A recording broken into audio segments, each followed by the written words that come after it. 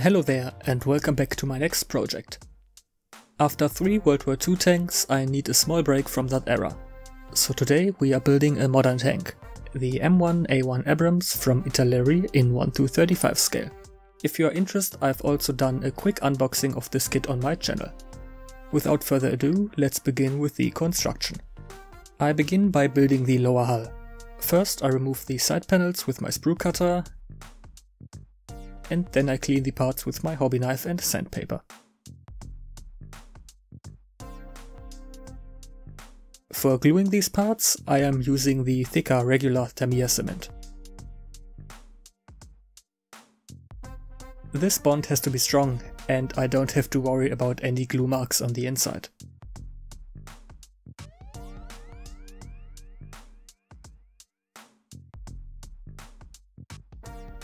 For the small gaps, I switch back to the extra thin cement. While I let the glue dry, I can work on the road wheels. First I have to carefully remove them from their sprue. There are ejector pin marks on all wheels. I won't bother filling them as they will be hidden anyway. All wheels are then sanded down with some basic sanding sticks. I bought a pack of 100 of these for just €5 on Amazon. They are a lot cheaper than the sanding sticks from AK or MIG, and they work the same. Then the two halves are glued together. Here you have to watch out to not get any glue inside the hole, as that may block the axle from attaching smoothly. The same goes for the drive sprocket, but here you have a small guiding pin for the correct position.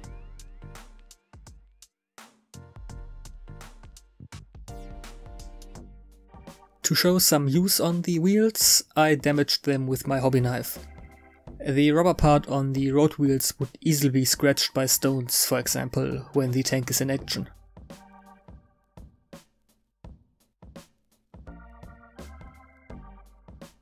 Most details on the lower hull are already molded in, but there are still a few parts I have to add.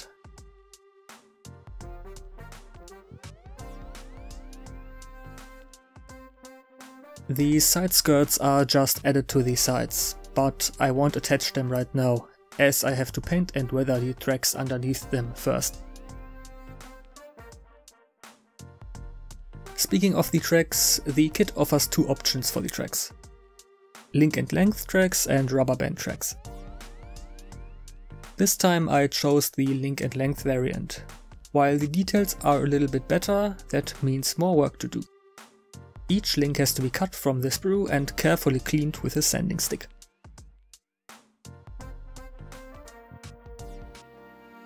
And then I put them into my track jig. This will help to keep them straight and to adjust the gaps between them.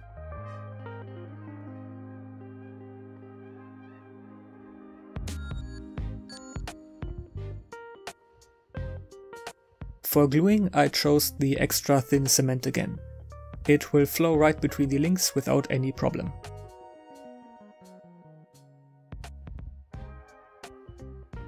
After letting the glue set for a few minutes, the track is still soft and movable. I now have to carefully bend it over the road wheels. I will make each track in 2 parts. One around the front wheel and one around the drive sprocket. Since the upper part will be completely hidden behind the side skirts, I just have to make sure to get the front and the back as close to fitting as I can. Building the tracks like this should make it easier to remove them now and paint them separately.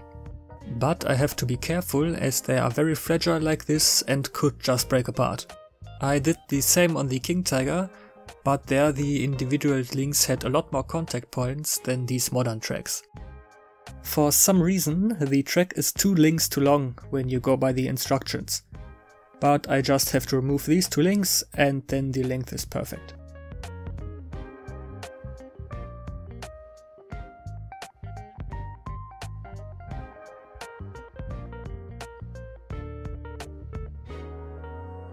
The kit does not include any clear parts for the viewports, but instead this clear plastic card. While the instructions give you measurements, they are just wrong and not ideal. It is easier to just cut them slightly larger than they look and then shorten them if you need. The inside of all viewports is painted black.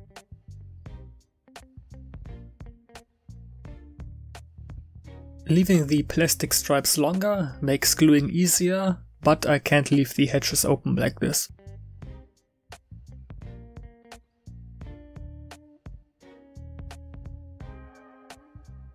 Attaching the upper hull to the lower hull leaves you with some small gaps between them.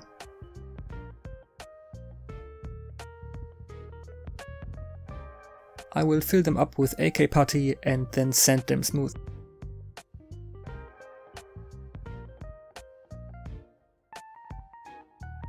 According to the instructions, I have to drill out 6 holes in the back of the turret. For that I am using a simple hand drill. Don't forget to remove any excess from the other side. The kit would allow the cupola to stay movable, but I don't see any benefit in that for me, so I just glue it in the position I want. The main gun comes in 2 halves. I have to carefully remove any extruding parts first with my hobby knife. Then the 2 halves can be combined.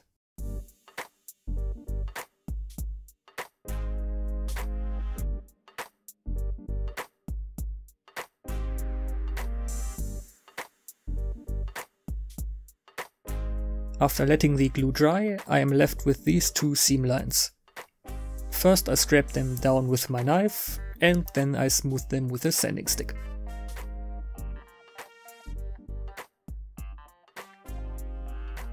Next is the gun mantle.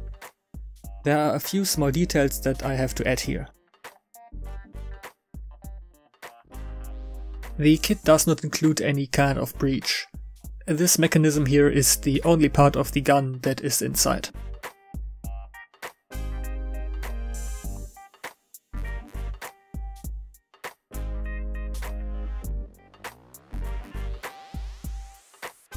And now I can carefully combine the gun mantle with the gun barrel.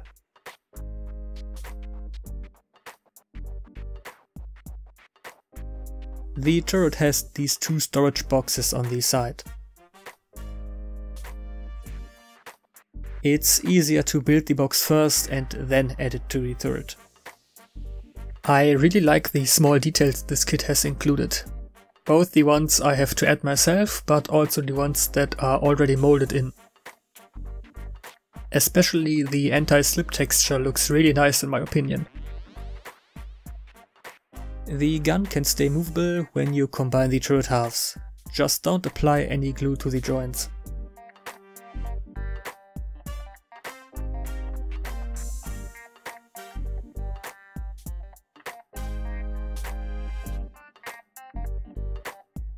The backside has some plates that still have to be added.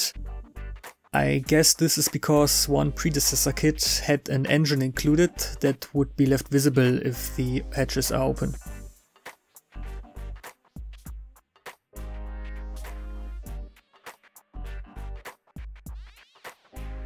It would be possible to leave the engine doors in the rear open.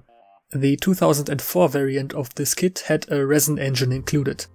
I think it would have been nice if Italeri at least included one made from plastic in this kit. But that is not the case and I have to leave all doors and hatches closed. The fitting on the rear plate wasn't perfect, but it worked with some squeezing.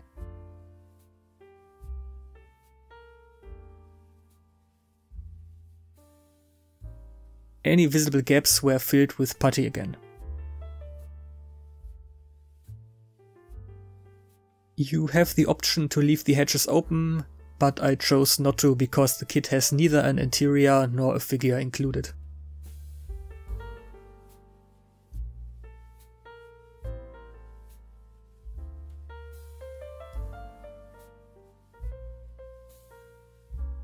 Next is the storage basket around the turret.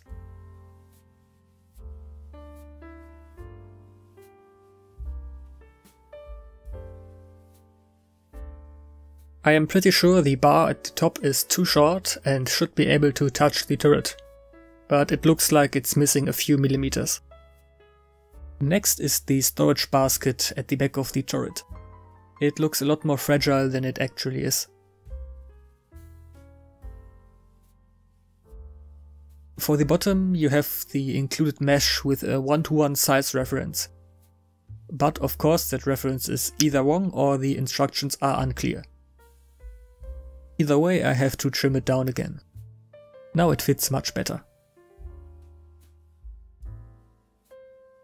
The mesh can be glued with regular plastic cement and then attached to the rear of the turret. The auxiliary power unit is made from individual panels.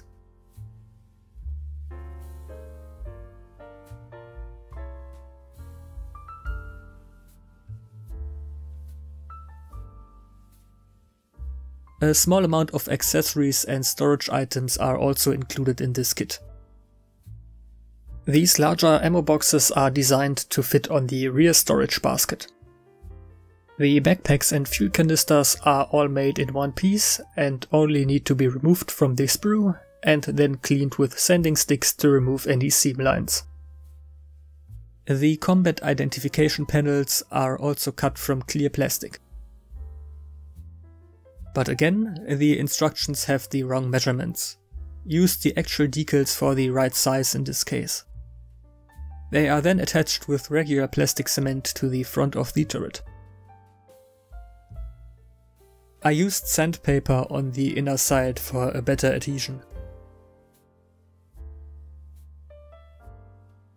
The kit also has instructions for these types of CIPs for the side of the turret.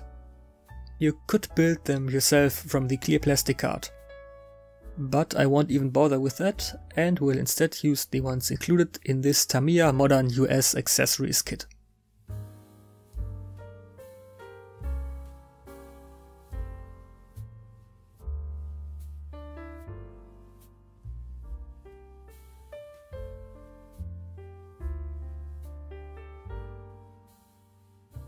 I also want to add a few more items from that accessory kit, like these larger LS packs for example. As you would expect from Tamiya, the level of detail on these parts is excellent. And there are so many items included, one set can easily last you for multiple vehicles. And this is a modern accessory kit from Italeri. Not the same level of quality as the Tamiya one, but it has some nice crates and ammo boxes I like.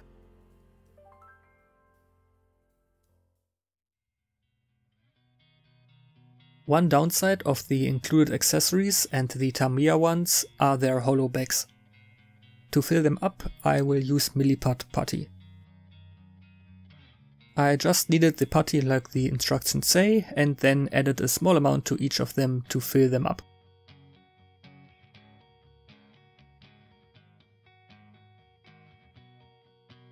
This is my current storage configuration. I have also added some items I did in my Bluestuff tutorial. If you want to know how I made them, check out the tutorial I made.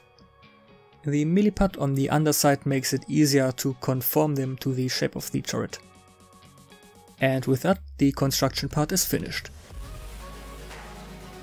With all the parts temporarily attached and the storage items, the tank looks a lot more impressive and turned out better than I expected.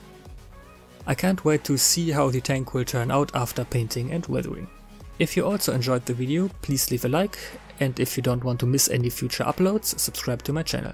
If you have any feedback or suggestions, let me know in the comments. Thank you all for watching and see you next time.